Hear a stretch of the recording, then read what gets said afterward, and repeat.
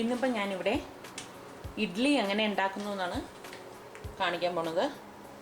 അതിനായിട്ട് ഇതിപ്പോൾ 3 cup idli rice 12 മണിക്കൂർ വെള്ളത്തിൽ കുതിർത്തതാണ്. ഇത് 1 കപ്പ് ഉഴുന്ന്, ഇതും ഇതേപോലെ 12 മണിക്കൂർ വെള്ളത്തിൽ കുതിർത്തത്.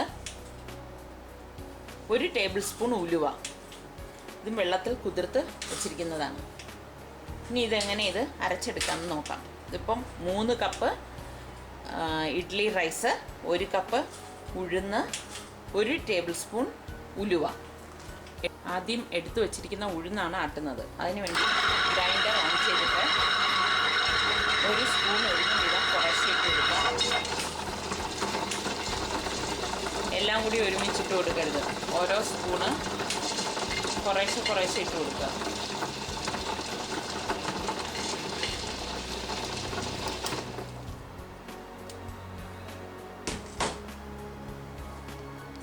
വെള്ളം കുറച്ചായിട്ട് ഒഴിച്ചു കൊടുക്കുക.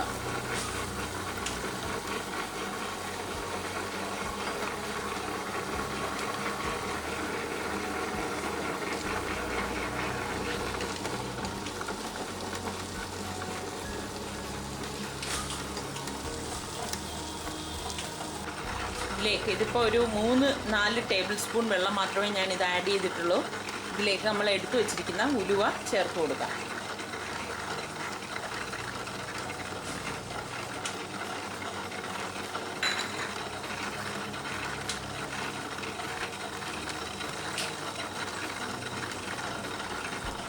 നല്ല അരഞ്ഞു വന്ന ശേഷം കുറേശ്ശെ വെള്ളം ചേർത്ത് കൊടുക്കാം.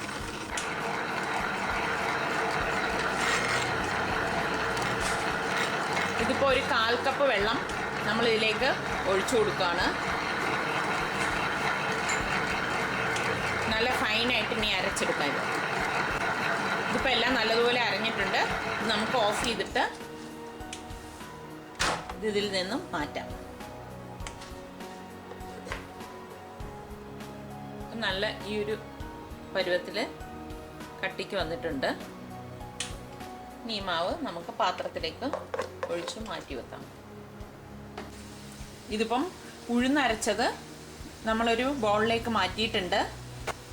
ഇനി ഇതിലേക്ക് അരി അരച്ചു കൊടുക്കാം.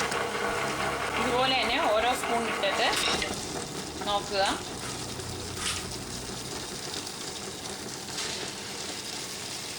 ഇതിൽ നിന്ന് കുറേശ്ശെ മാത്രമേ നമ്മൾ ഇതിലേക്ക് ചേർക്കാവൂ. എല്ലാം കൂടി ഒരുമിച്ച് ചേർത്താൽ ഗ്രൈൻഡർ അരഞ്ഞു വരത്തില്ല. മിക്സിയിൽ നമുക്ക് അരച്ചെടുക്കാം, പക്ഷേ ഇഡ്ഡലി ഉണ്ടാക്കുമ്പോൾ എപ്പോഴും നല്ലത് ഗ്രൈൻഡറിൽ അരയ്ക്കുന്നതാണ്. അതിലരയ്ക്കുമ്പോഴാണ് അതിൻ്റെ പ്രത്യേക ഒരു ടേസ്റ്റ് ഉണ്ടാവും ഇഡ്ഡലിക്ക്. കുറേശ്ശെ വെള്ളം നമ്മൾ ഇതിലേക്ക് ചേർത്ത് കൊടുക്കാം. ഇതിപ്പം എല്ലാം അരിയിട്ടത് അരഞ്ഞു വന്നിട്ടുണ്ട്. ഇനി ഇതിലേക്ക് ഒരു 1/2 കപ്പ് വെള്ളം ഒഴിച്ചു കൊടുക്കാം. കുറേശ്ശെ വെള്ളം ഒഴിക്കണം, അല്ലെങ്കിൽ ഇത് തെറിക്കും.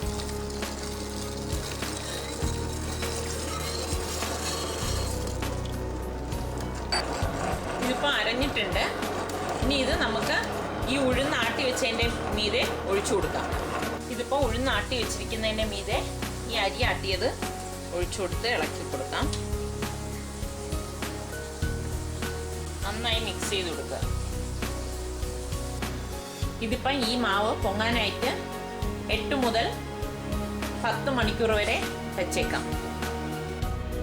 ഇതിപ്പം ഇഡ്ഡലി മാവ് പൊങ്ങിയിട്ടുണ്ട്.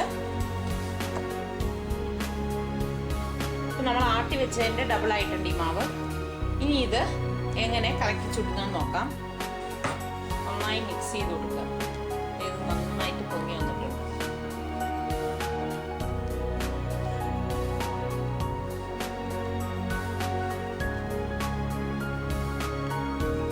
ഈ മാവിൽ ആവശ്യമുള്ള മാവ് നമ്മൾ നന്നായിട്ട് ഇളക്കി മിക്സ് ചെയ്ത ശേഷം ഒരു ബൗളിലേക്ക് മാറ്റാം.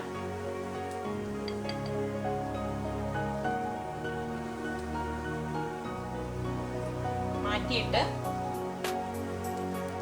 കണക്കിന് ഉപ്പിട്ടിട്ട് കലക്കാം.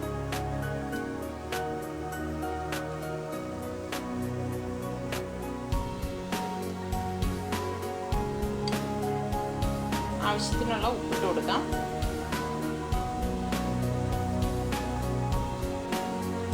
കലങ്ങാനായിട്ട് കുറച്ച് വെള്ളം ഒഴിച്ചു കൊടുത്തിട്ട് കലക്കി ഒഴിക്കാം. ഇതിൽ നന്നായിട്ട് മിക്സ് ചെയ്യാം. ഈ ഒരു കട്ടി വേണം ഇഡ്ഡലിക്ക്, വല്ലാതെ കട്ടിയല്ല വല്ലാതെ ലൂസും ആവണ്ട. വളരെ നല്ല സോഫ്റ്റ് ആയിട്ടുള്ള ഒരു ഇഡ്ഡലി ഈ ഒരു രീതിയിൽ ആട്ടിയെടുത്ത് ഉണ്ടാക്കിയാൽ നമുക്ക് ഉണ്ടാക്കിയെടുക്കാൻ പറ്റും. നന്നായി മിക്സ് ചെയ്യുക.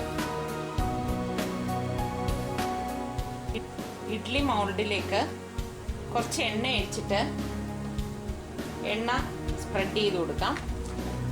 ഇതിപ്പം ഇഡ്ഡലി മോൾഡിൽ എണ്ണ എല്ലായിടത്തേക്കും സ്പ്രെഡ് ചെയ്തിട്ടുണ്ട്.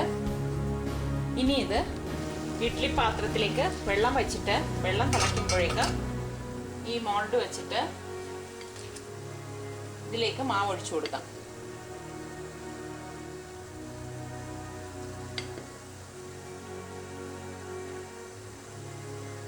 ഇനി ഇത് മൂടി തീ കുറച്ച് ഇട്ടിട്ട് വേവിച്ചെടുക്കാം. ഇഡ്ഡലി തയ്യാറായെന്ന് നോക്കാം. ഇഡ്ഡലി ആയിട്ടുണ്ട്. ഇതിനെ എടുത്ത് മാറ്റിയിട്ട് തണുക്കുമ്പോൾ ഇതിൽ നിന്ന് ഇളക്കാം. ഇതിപ്പോൾ തണുത്തിട്ടുണ്ട്. ഇനി ഇഡ്ഡലി ഇതിൽ നിന്നും ഇളക്കാം.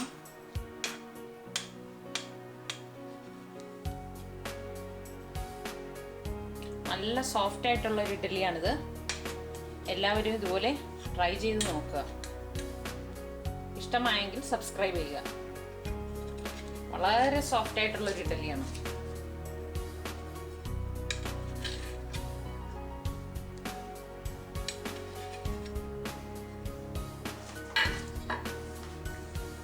വളരെ സോഫ്റ്റ് ആയിട്ടുള്ള ഇഡ്ഡലി തയ്യാറായി. എല്ലാവരും ഇത് ട്രൈ ചെയ്ത് നോക്കുക. ഇഷ്ടമായെങ്കിൽ സബ്സ്ക്രൈബ് ചെയ്യുക.